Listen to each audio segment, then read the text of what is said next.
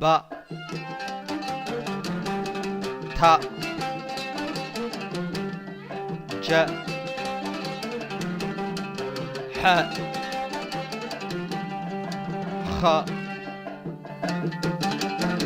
دا را سا شا با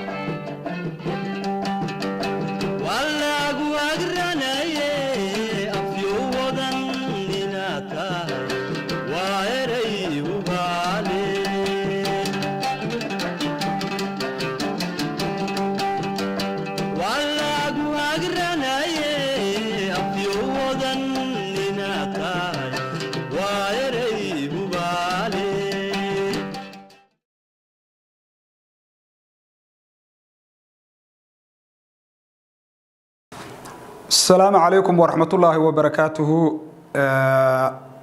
maanta oo ay taariikhda bishu tahay 18 bishii tobnaad ee 2018 ka sanadka waxaan bilaabeynaa waji cusub oo lagu barto afka Soomaaliga kaasoo ah mid online-ka iyo YouTube-ka channel loo diyaariyay aanu rabno inaanu bulshada uga soo gudbino meel kasto ay joogan adduunka joogan bulshada Soomaaliyeed iyo dhamaanba ummadaha raba inay bartaan afka Soomaaliga waxaan u soo saarnay buugaag ku qoran afka Soomaaliga oo ah syllabus ama manhaj loogu talagalay afka Soomaaliga in lagu barto oo leh naxwihi iyo sheeko xiriirkii iyo alifbeetadii iyo dhamaan maanta waxaynu bilaabeynaa marka buuggan aad hadda sawirkiisa halka ku aragtaan oo ah buugga aan la rabo in wax laga barto oo afka Soomaaliga macaahigaadiisi wata sida aad ku aragtaan sawirka meeshashada waxa idin muuqda ciwaan asaaska barashada afka Soomaaliga ciwaankaas oo ka tarjumaya habka luqadda loo baranayo afka Soomaaliga qaabka loo baranayo buu ka tarjumaya marka waxaan rabnaa ardayda iyo macalinka inay noqdaan kuwa online ku barta buugga wuxuu xambaarsan yahay waxyaabo badan waxa uu xambaarsan yahay waxay ka tarjumayaan qaabka luqadda loo baranayo inteenan barashada afka Soomaaliga bilaabin iyo xarfihiisa waxa ka horeeyo oo aynu sameeynaa hordhac aan ugu talagalnay in horta aan dadka ay fahmaan maadaama dadka ugu badan ay arag luqadda Soomaaliga meel lagu dhigayo iyo meel laga baranayo iyo system loo bartay iyo saabihii loo qoray midna inaan horta warbixin ka bixino qaabkii loo baran lahaa luqadda insha Allah bidnillaahi kariim iyo sidii loo qoray saabihii keenay iyo qaabkii loo qoray iyo ijtihaadkii iyo tacabkii iyo hawshii loo soo maray waxaanu bilaabeynaa hadda kan waa ardayda aad aragtaan waxay ka tarjumayeen barashada afka Soomaaliga kan waa halkan waxa ku aragtaan sababaha loo qoray afka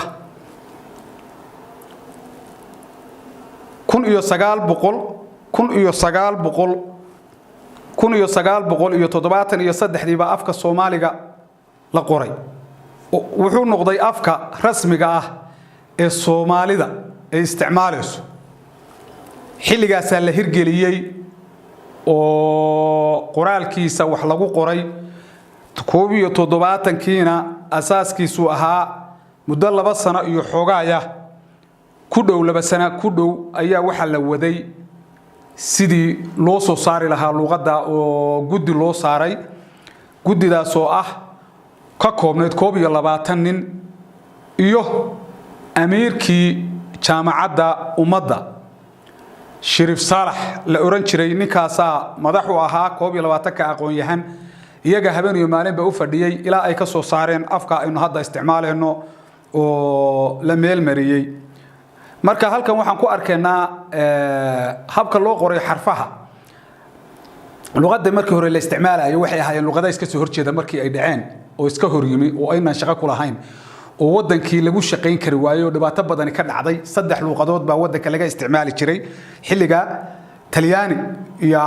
ingiriis iyo carabi kuwaasoo nimanka xafiiska ka wada shaqaynaya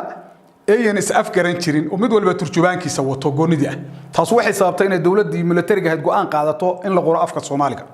oo af rasmi oo aynu leenahay la qoro dad badan baa marka isku dayay inay afka quraan oo markii hore watay laakiin nasiib daro dawladihii ka horeeyay ee rayidka way suurta gelin waayeen taasoo ay sabab u ahayd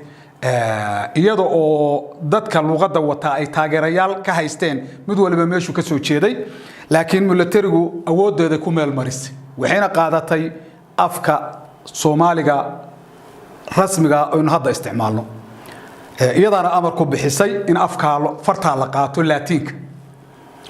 waxa loo qaatayna sabab badan bay ahaayeen oo ay kamid tahay kombiyuutarada oo laatiin ku qornaa oo aan dhaqaale xaqiisa laga fikirayay iyada oo adduunka laatiin uu inta badan isticmaalayay oo challenge uu jiray iyo waxyaabo badan oo kale toba sababay in la qaato laatiinka taa marka laga soo gudbo oo inuu ka soo gudubno luqaddu markii la qoray waxa lagu bilaabay magaalooyinka iyo ardayda iskuulaadka shaqaalaha dawladda qof kasto kamida waxa lagu khasbay inuu 6 bilood ku barto afka Soomaaliga kuna qoro kuna akhriyo dabadeedna imtixaan la qaado qofkii ku dhaca oo gudbi waaya oo ma gudbe noqda wuxuu ahaanayaa mid shaqadiisa waayay oo shaqo la'aan ku dhacdo oo sida marka uu ku waayo shaqadiisii dabadeedna waxay sababtay in qof kastaaba uu ilaashado shaqadiisa hadii uu afka bartana uu noqonayo mid shaqadiisii ay u badbaaday nolosha iyo shaqaduna waa isku xirnayd sida adduunku hadda isugu xiran yahayba qofku shaqo la'aan aanu dunida korkeeda u joogi karin taa kadib waxay soo saareen 74 ilaa 75 olole af Soomaaliga lagu hirgelinayo marka oo loogu diray baadiyaha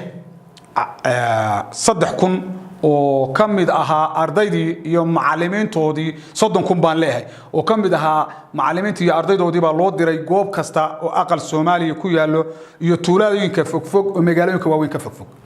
kuwaas waxay sababeen in ay muddo sanada dadka 5% ay waxna qoraan waxna akhriyaan taasoo waliba abaarana daba dheer la oran jiray ay dhacday abaartaasuna ay qayb ka ahayd in waxbarashadii baadiyuhu ay adkaato laakiin waa lagu guuleystay insha Allah bidnillaahi kariim waa sii guda galeena habka luqadeena loo qoray luqadda waxa loo qoray habkii loo qoray afkeena ama afka Soomaaliga wuxuu ahaa qaab aad u qiimo badan oo runtii markaad aragto dawladda waaweyn ay afaf kale to ayan lahayn uu yahay afka koobaad oo wadankooda laga isticmaalo laakiin inagu nasiib wanaag waxaynu noqonay ummadda kaliya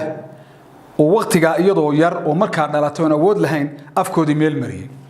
kaasoo ah mid aynu wax badan kaga badbaadnay luqadana halka sida ku qoran wuxuu leedahay afkeenu shaqal iyo shibane laba qaybood weeyaan shaqalka wuxuu sameeyaa dhawaaqa shibanuhuna waa waxa dhawaaqa lagu sameeynayo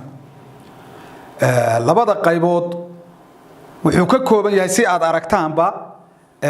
shibanayaasha oo dhan waxa weeyaan waxay dhammaan la shaqeeyaanay shaqalka waxay leeyihiin qaybo laban laabma iyo qaybo caadigooda ah kuwaas oo carabku laban laabayo markaad akhriyayso oo xarafka carabku qabto oo xaraf kale ka sii daba dhaco oo isla isaga ah waa shidkaasu wuxuu keenayaa xagga carabiga inuu carabku qabto markuu carabku qabtana uu sameeyo xaraf labaad 7 xaraf baa la isku afkartay inkastoo ay jiraan xarfa walidoodi ka taagneed intii aanay dawladdu dhicin oo laakiin aan la isku raacin inay laba laabmaan sida taada iyo saada oo kale markaan ka soo gudubno xarfaha shibanayaasha وكوب يلباتن حرف صادركتان كوب يلباتن كحرف صدح كمدي حرفها كمدا أيا كو عطفا سأوجدان رواقة حرفها شبنياشا وحكبل وضاب تا جاء حاء خاء دا را سا شا دا ع جا فا غا كا لا ما نا و ها يا همسة وهلساء وحرفها لغو دارو sababtay xarfaha u raacday ina waxa weeye waxay raacdaa ereyada qayb baan la'aanteed shaqayn karin jumlooyinka midaal faa'iido oo kale marka faa'iido la yiraahdo faa'iido waxay samaysaa ereyga faa'iido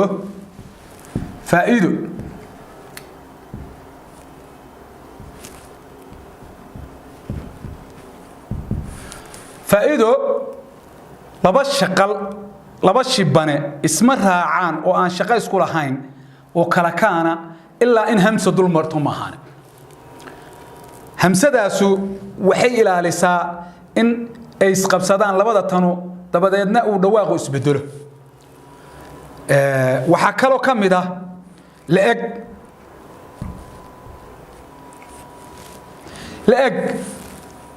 la-eg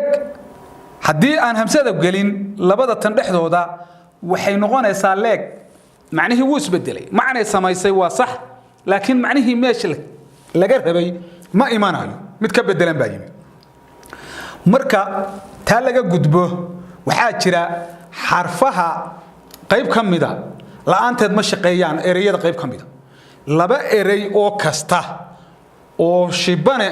iyo shaqala oo shibanu horeeyo oo macna buuxa sameeya waa in hamsa dul fuusha boqolkiiba 9 waxa kamid ah midaal markaan soo qaadano ri waa dul fuuleysa gu waa dul fuuleysa go waa dul fuuleysa lo waa dul fuuleysa soo ma aragtid يعني كوا iyo kuwa badan oo lamida saasay noqonayaan uwa miyo wixii lamida marka maxaynu oran karnaa in hamsadu ay xarfaha kamid tahay baacad marka laga yimaado shibanayaasha waxa jira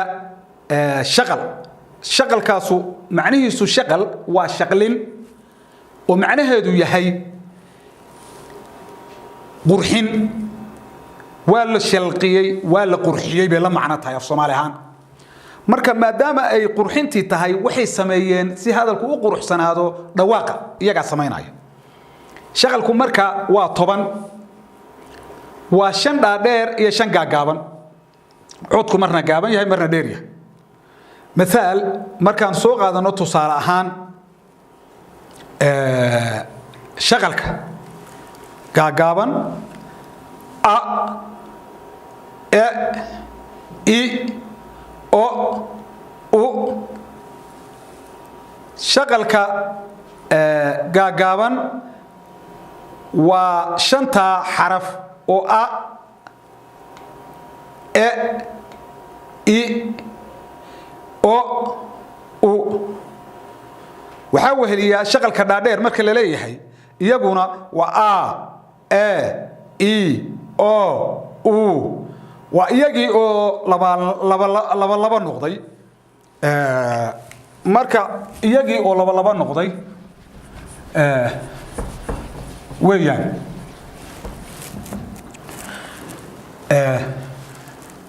waxay ahayd awal a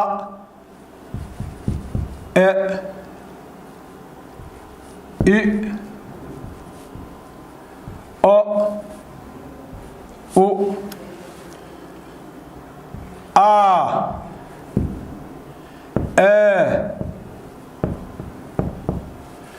i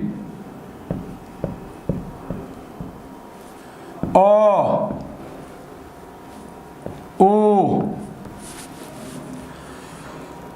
shaqalka dheer iyo shaqalka gaaban waa sida waxa ay dhawaaqa ku sameeynayaan waa sidaan hore u sheegnay waxay dhawaaqa ku sameeynayaan waa shibanayaasha marka laga gudbo habka dhawaaqa waxaynu gudagaleynaa insha Allah bidnillaahi kariim isku darka xarfaha shaqalka iyo shibanayaasha iyo hamsadu waa 32 xaraf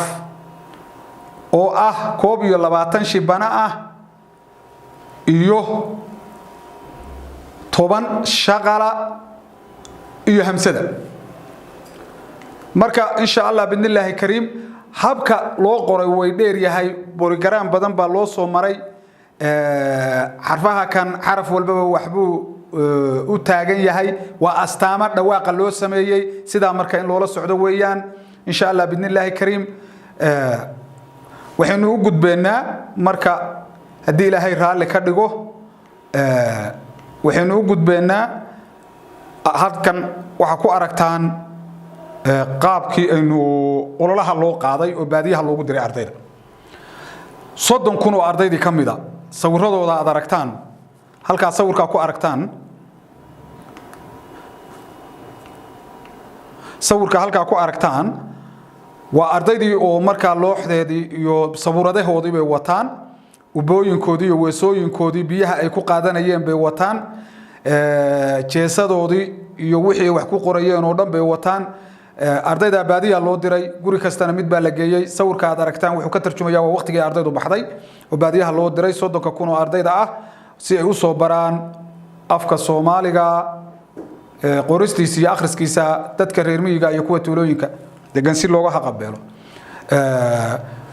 halkana waxa insha Allah bidnillaahi kariim waxa idinka muuqda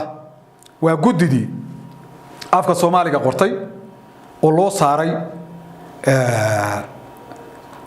amiirka jaamacadda